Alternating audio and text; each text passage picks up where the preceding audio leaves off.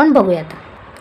आता तिसरा प्रश्न बघा, पुढील आकृतीमध्ये रेख PS लंबरेख RQ। आता या ठिकाणी बघा ही PS रेख आपल्याला दिसते, तर PS रेख लंबरेख RQ, ठीक आहे, आपल्याला दिसते बघा हे RQ आहे, हे रेष पुढे ती वाढवत गेलेली आहे।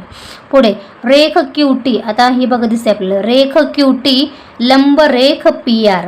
QT जी आहे ती PR ला या ठिकाणी बघू शकता तुम्ही, हा PR आहे, PR ला QT हा लंब आहे।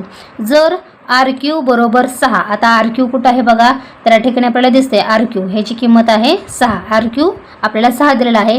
PS बरोबर 6, PS बघा हे आहे ते आहे 6, ठीक आहे, दोन्ही 6 आहेत।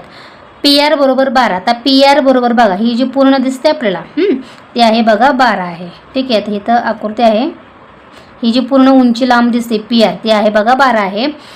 तर QT काढा, तर Q आणि T म्हणजे आपल्याला याची किंमत काढायची आहे, ठीक आहे, हे दिसते आपल्याला, तर याची किंमत आपल्याला काढायची आहे। म्हणजे आता या जर त्रिकोणाचा आपण विचार केला तर आपल्याला PR माहीत आहे, RQ माहीत आहे, आता आपल्याला काय करायचं आहे TQ काढायचा किंवा QT जो आहे तो आपल्याला काढायचा आहे।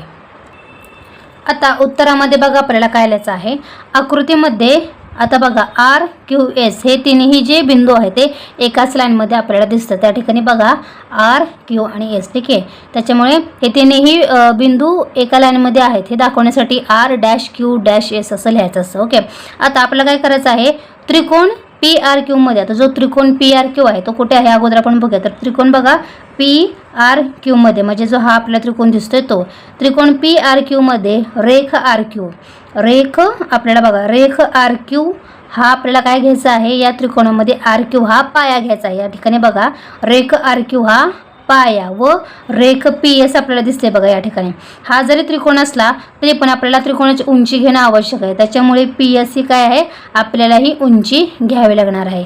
या त्रिकोणाची PS ही उंची, ही PS ही उंची का घेतली, कारण का PS जो आहे तो बघा या ठिकाणी लंब आहे, है ना, लंब असल्यामुळे आपण ती काय करणार आहे, या त्रिकोणाची PS ही आपण उंची घेणार आहे, हे या ठिकाणी खूप महत्त्वाचं आहे। त्याच्यामुळे त्रिकोण PRQ मध्ये RQ हा पाया आणि PS ही आपल्याला काय घ्यायची आहे, उंची घ्यायची आहे।